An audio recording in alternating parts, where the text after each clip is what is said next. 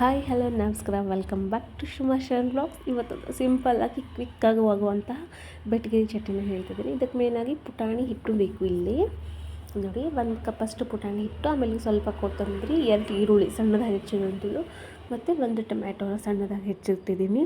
ಹಸಿಮೆಣ್ಸಿನ್ಕಾಯಿನೂ ಸಹ ನೀವು ಯೂಸ್ ಮಾಡ್ಬೋದು. ನಾನು ಬಟ್ ಇಲ್ಲಿ ಹಸಿ ಖಾರನೇ ಯೂಸ್ ಮಾಡ್ತಿದ್ದೀನಿ.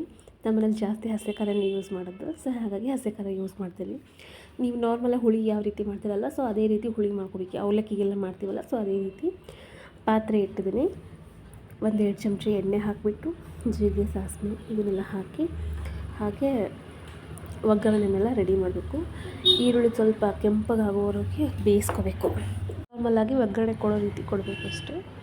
ಜೀರಿಗೆ, ಸಾಸಿವೆನ ಹಾಕಿ ಚಟಪಟ ಆದ ನಂತರ ಸಣ್ಣದಾಗಿ ಹೆಚ್ಚಿಟ್ಟಿರುವಂಥ ಈರುಳ್ಳಿನ ಸಹ ಸೇರಿಸ್ಬೇಕು. ಇನ್ನೂ ಚೆನ್ನಾಗಿ ಕಾಯಬೇಕು. ಯಾರೆಲ್ಲ ನನ್ನ ಚಾನಲ್ನ ಸಬ್ಸ್ಕ್ರೈಬ್ ಮಾಡ್ಕೊಂಡಲ್ಲ, ಬೇಗ ಸಬ್ಸ್ಕ್ರೈಬ್ ಮಾಡಿಕೊಳ್ಳಿ. ಹಾಗೆ ಪಕ್ಕದಲ್ಲಿರೋ ಬೆಲ್ಲೈಕನ್ನ ಕ್ಲಿಕ್ ಮಾಡಿ ವಿಡಿಯೋ ಹೇಗೆ ಅನಿಸ್ತು ಅಂತ ಕಮೆಂಟಲ್ಲಿ ತಿಳಿಸಿ. ನೋಡಿ, ಇವಾಗ ಸ್ವಲ್ಪ ಕರಿಬೇವನ್ನ ಹಾಕ್ತಿದ್ದೀನಿ. ಕರಿಬೇವು ಹಸಿದಿದ್ದರೆ ಇಲ್ಲಿ ಟೇಸ್ಟು ಚೆನ್ನಾಗಿ ಬರುತ್ತೆ. ಸ್ವಲ್ಪ ಈರುಳ್ಳಿ ಅಷ್ಟು ಹಾಕಬೇಕು. ಎಷ್ಟು ತೊಗೊಂಡಿರ್ತಾರಲ್ವ ಅಷ್ಟು ಕ್ವಾಂಟಿಟಿನೂ ಹಾಕಬೇಕು. ಇಲ್ಲಿ ಇಬ್ಬರಿಗೆ ಆಗೋಷ್ಟು ಮಾತ್ರ ಮಾಡ್ತಿರೋದು.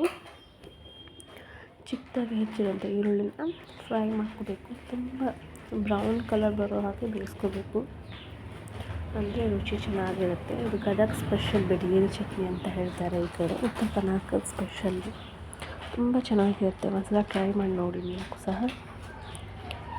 ಈರುಳ್ಳಿ ಬೆಂದ ನಂತರ ಈ ರೀತಿಯಾಗಿ ಕೆಂಪಗಾಗಿ ಸ್ವಲ್ಪ ಎಣ್ಣೆ ಬಿಡೋ ಹಾಗೆ ಬೇಯಬೇಕು. ಬೆಂದ ನಂತರ ಟೊಮೆಟೊನ ಆ್ಯಡ್ ಮಾಡ್ಕೋಬೇಕು.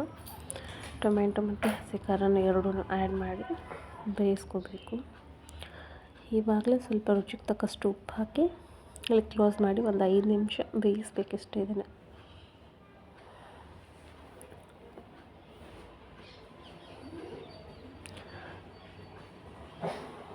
ರುಚಿಗನುಸಾರವಾಗಿ ಉಪ್ಪನ್ನ ಹಾಕಿ ಚೆನ್ನಾಗಿ ಬೇಯಿಸ್ಕೋಬೇಕು. ಪೂರಿ ಜೊತೆ ಎಲ್ಲ ತುಂಬ ಒಳ್ಳೆ ಕಾಂಬಿನೇಷನ್ ಇದು. ಪೂರಿ ಚಟ್ನಿ, ಪೂರಿ, ದೋಸೆ, ಇಡ್ಲಿ ಅದ್ರ ಜೊತೆ ತುಂಬ ಚೆನ್ನಾಗಿರುತ್ತೆ. ಚಪಾತಿ ದೋಸೆನೂ ಚೆನ್ನಾಗಿ ಅನಿಸುತ್ತೆ. ಒಂದ್ಸಲ ಟ್ರೈ ಮಾಡಿ ನೋಡಿ. ವಿಡಿಯೋ ಹೇಗೆ ಅನಿಸ್ತು ಅಂತ ತಿಳಿಸಿ. ಈಗ ಸ್ವಲ್ಪ ನೀರು ಹಾಕಿಬಿಟ್ಟು ಟೊಮ್ಯಾಟೊ ಸ್ಮ್ಯಾಶ್ ಆಗೋ ಹಾಗೆ ಫುಲ್ ಬೇಯಿಸ್ಬೇಕು ಅದನ್ನು. ಆಮೇಲೆ ಒಂದು ಹಾಫ್ ಲೆಮನ್ನು, ಸ್ವಲ್ಪ ಸಕ್ಕರೆನೆಲ್ಲ ಹಾಕಬೇಕು. ನೋಡಿ, ಸ್ವಲ್ಪ ಸಕ್ಕರೆ ನಿಮ್ಮ ರುಚಿಗೆ ಅನುಸಾರವಾಗಿ ಹಾಕ್ಬೋದು. ಸ್ವಲ್ಪ ಜಾಸ್ತಿ ಹೆಚ್ಚು ಕಮ್ಮಿ ಮಾಡ್ಕೋಬೋದು. ಇದು ಕುದಿಯೋಕ್ಕೆ ಬಿಡಬೇಕು ಒಂದು 5 ನಿಮಿಷ. ಈ ಕಡೆ ಈ ಹಿಟ್ಟು ತೊಗೊಂಡಿದ್ದಲ್ಲ, ಪುಟಾಣಿ ಹಿಟ್ಟು, ಸೊ ಅದನ್ನು ನೀರು ಹಾಕಿಬಿಟ್ಟು ಸ್ವಲ್ಪ ದೋಸೆ ಹಿಟ್ಟಿನದಕ್ಕೆ ಕಲಿಸ್ಕೋಬೇಕು.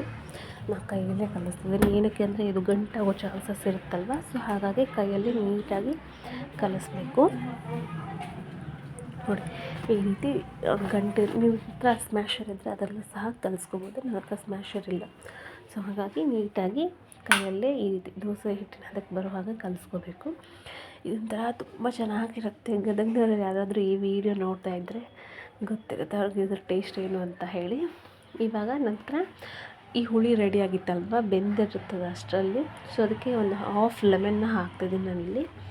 ಹಾಫ್ ಲೆಮನ್ ಜ್ಯೂಸನ್ನ ಹಾಕಿ ಮತ್ತೆ ಒಂದು ಸಲ ಮಿಕ್ಸ್ ಕೊಟ್ಟು ಗ್ಯಾಸ್ನ ಆಫ್ ಮಾಡಬೇಕು. ಇವಾಗ ಗ್ಯಾಸ್ನ ಆಫ್ ಮಾಡಿಬಿಟ್ಟು ಕೆಳಗೆ ಇಟ್ಕೊಂಡು ಈ ರೆಡಿ ಮಾಡಿಟ್ಟುವಂಥ ಪುಟಾಣಿ ಹಿಟ್ಟಿನ ನೀರನ್ನೆಲ್ಲ ಅದಕ್ಕೆ ಹಾಕಿ ನಿಮಗೆ ಎಷ್ಟು ತೆಳುವಾಗಬೇಕು ಅಷ್ಟು ನೀರನ್ನು ಆ್ಯಡ್ ಮಾಡ್ಕೊಂಡು, ಜಾಸ್ತಿ ತೆಳ್ಳಗಾದರೂ ಚೆನ್ನಾಗಿರಲ್ಲ, ಜಾಸ್ತಿ ಗಟ್ಟಿ ಇದ್ದರೂ ಚೆನ್ನಾಗಿರಲ್ಲ, ಮೀಡಿಯಮ್ ಆಗಿ ಇರಬೇಕು. ತುಂಬ ಅಂದರೆ ತುಂಬ ಚೆನ್ನಾಗಿರುತ್ತೆ. ಒಂದು ಸಲ ಟ್ರೈ ಮಾಡಿ ನೋಡಿ. ನಾವು ಇವತ್ತು ಸಂಡೇ ಸ್ಪೆಷಲ್ ಅಂತ ಹೇಳಿ ಪೂರಿ ಮಾಡಿದ್ದೆ, ಸೊ ಹಾಗಾಗಿ ಪೂರಿ ಜೊತೆ ಬೆಟ್ಗೇರಿ ಚಟ್ನಿನ ಮಾಡ್ತಾರೆ ನಮ್ಮ ಹತ್ರ. ಸೊ ಹಾಗಾಗಿ ಅದನ್ನೇ ಮನೆಯಲ್ಲೇ ಕ್ವಿಕ್ಕಾಗಿ ಮಾಡಿದೆ. ತುಂಬ ಅಂದರೆ ತುಂಬ ಚೆನ್ನಾಗಿ ಬಂದಿತ್ತು. ಟೇಸ್ಟ್ ವೈಸ್ ಅಂಕೋರು no compromise and taste wise ಅಂಕೋರು ಈ ರೀತಿಯಾಗಿತ್ತು. ಪೂರಿ ಮಾಡೋದಕ್ಕೂ ನಾರ್ಮಲ್ ಎಲ್ಲ ಗೊತ್ತಿರುತ್ತಲ್ವ, ಸೊ ಹಾಗಾಗಿ ಇದನ್ನು ಮಾತ್ರ ತಿಳಿಸ್ಕೊಡ್ತಿದ್ದೀನಿ. ವಿಡಿಯೋ ಹೇಗೆ ಅನ್ನಿಸ್ತು ಅಂತ ಕಮೆಂಟಲ್ಲಿ ತಿಳಿಸಿ. ತುಂಬ ಅಂದರೆ ತುಂಬ ಚೆನ್ನಾಗಿತ್ತು. ಒಂದು ಸಲ ನೀವು ಸಹ ಟ್ರೈ ಮಾಡಿ ಹೇಗೆ ಬಂತು ಅಂತ ಕಮೆಂಟಲ್ಲಿ ತಿಳಿಸಿ. Thanks for watching my videos. Video ಇಷ್ಟ ಆದರೆ ಒಂದು ಲೈಕ್ ಮಾಡಿ. Thanks, bye all.